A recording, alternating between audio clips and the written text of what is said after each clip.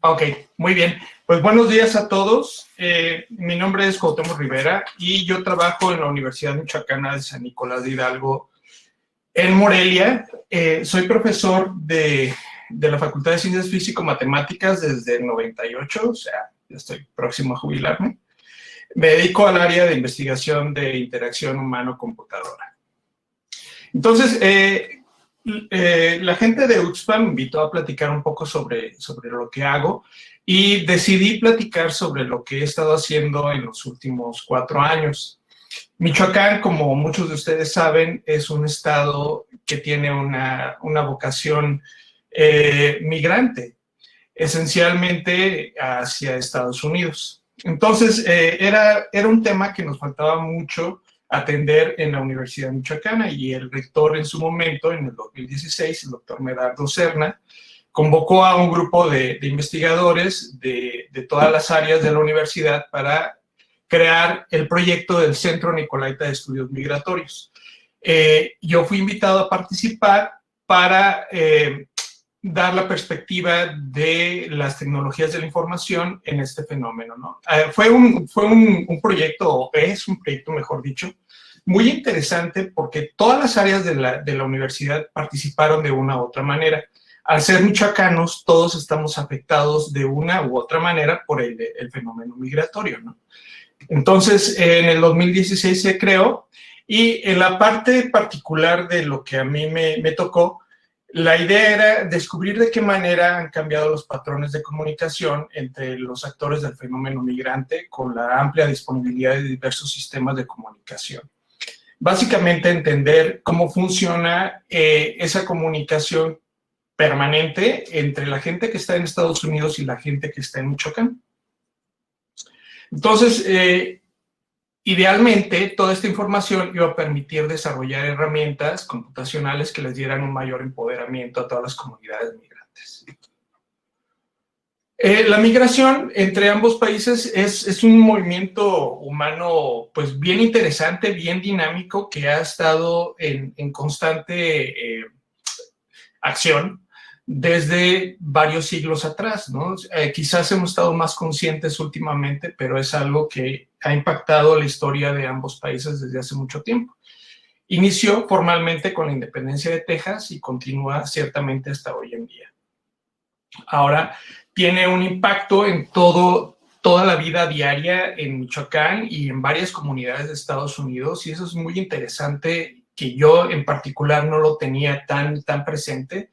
Muchas veces, sobre todo los que nos quedamos aquí en Michoacán, nos acordamos de los migrantes nada más cuando llega la remesa, ¿no? No sabemos cómo viven, qué es lo que tienen que hacer, cómo se da esa comunicación entre todas las comunidades.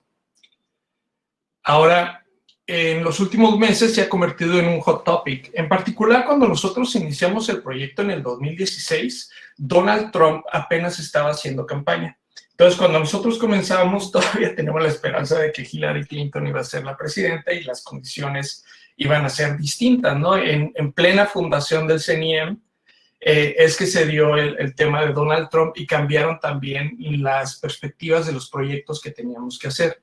Inicialmente, en la parte de tecnologías de la información, nosotros visualizábamos cómo hacer herramientas para crear una comunicación más estrecha entre la gente que está allá y los que están acá, pero en el transcurso del proyecto tuvimos que cambiarle para un poquito más atender el tema de protección, ¿no? Porque empezaban el tema de las redadas, la expulsión de los estudiantes, ¿cómo se llama este programa muy famoso?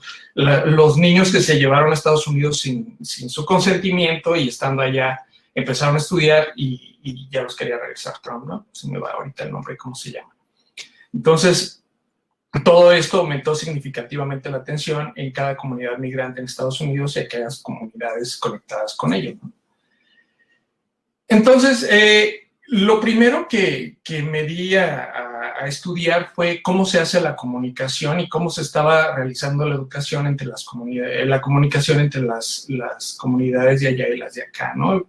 Tradicionalmente, pues siempre ha habido una comunicación de una u otra forma.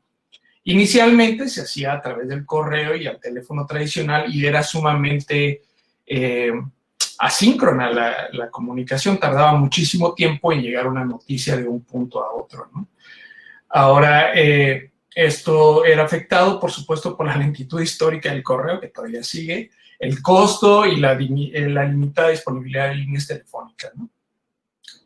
Ahora, esto empezó a cambiar a fines del siglo pasado con la llegada de los teléfonos celulares y el acceso a Internet, y también cambió la manera de medios y de forma en que se hacía la comunicación entre estos grupos, ¿no? En 2019, la penetración de Internet en México era del 71%, que sigue siendo aún baja, ¿no? En Estados Unidos era del 90%.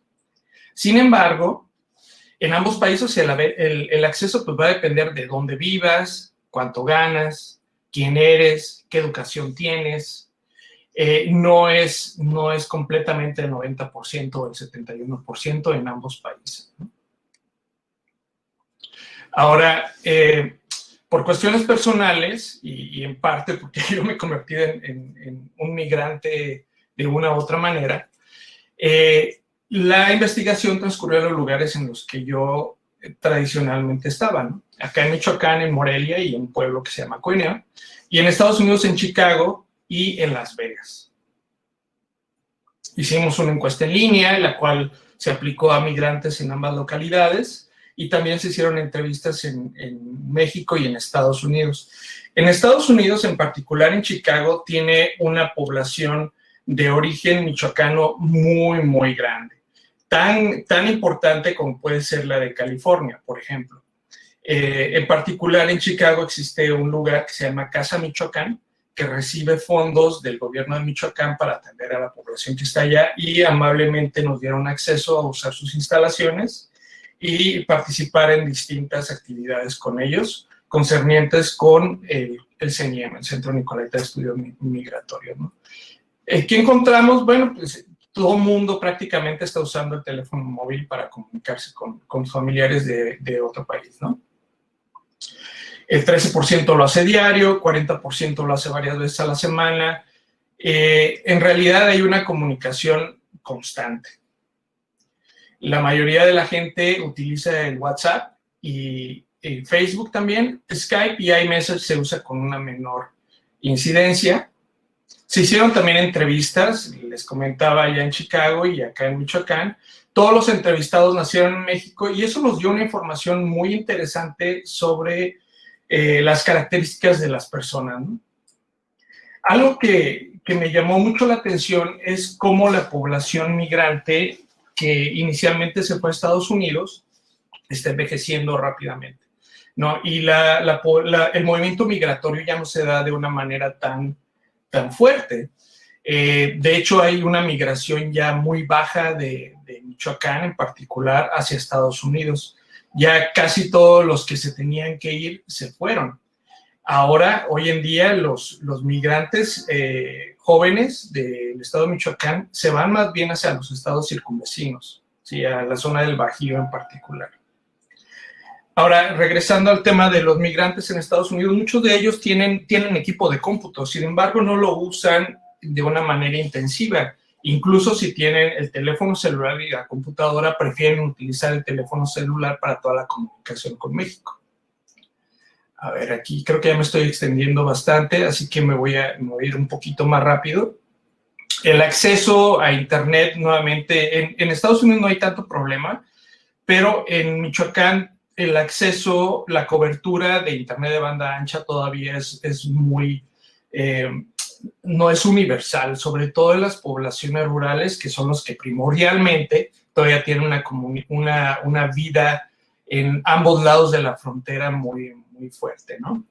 Entonces, cuando iniciamos el proyecto en el 2016, pues la situación geopolítica era muy distinta. Ahora nuestros planes como CENIEM eran distintos.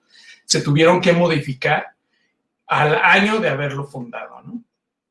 Ahora, nuestro objetivo sigue siendo el que con esta información que nosotros recabamos sobre las poblaciones migrantes en México y en Estados Unidos, o mejor dicho, en Michoacán y en algunas zonas de Estados Unidos, podamos crear una mayor cantidad de aplicaciones que sirvan para cubrir las necesidades de las poblaciones de una mejor manera, ¿no? Evidentemente hay una necesidad de contar con aplicaciones que puedan funcionar en dispositivos móviles para comunicarse en situaciones de emergencia. En particular, este comentario lo hago alrededor de las redadas que se estuvieron haciendo y que quizás se sigan haciendo todavía. Y también con el tema de las remesas, ¿no? Cómo podemos hacerlo más eficiente y que los costos de envío y recepción sean mucho menores. Eso es todo por mi parte. Muchas gracias.